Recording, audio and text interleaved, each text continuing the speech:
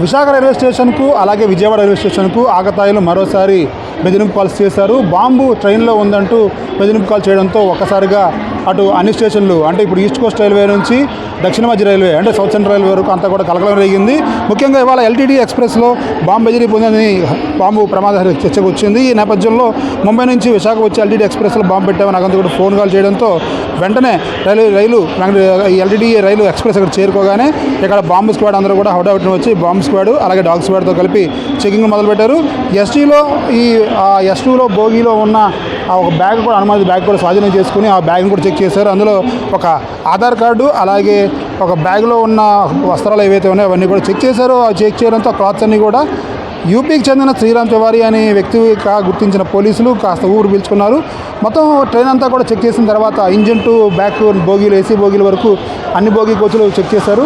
ప్రస్తుతం మనం విశాఖపట్నం రైల్వే స్టేషన్లో ఉన్నాం. ప్రస్తుతం అయితే కనుక విశాఖలో ఈ సమయానికి అంటే ఇప్పుడు 4:20 అవుతోంది. ఈ సమయానికి మొత్తం అంతా రాకపోకలు సాగిస్తున్నాయి.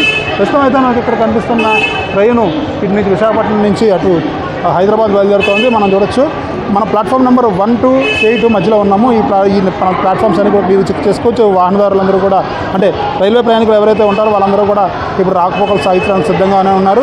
మనం ఇక్కడ బీబీసీఎస్ అంటే భువనేశ్వర్ ఇంటర్సిటీ దగ్గర ఉన్నాం. మనం ఇక్కడ చూస్తున్నాం విజువల్స్ అన్నీ కూడా ప్రయాణికులు ప్రశాంతంగా వెళ్తున్నారు.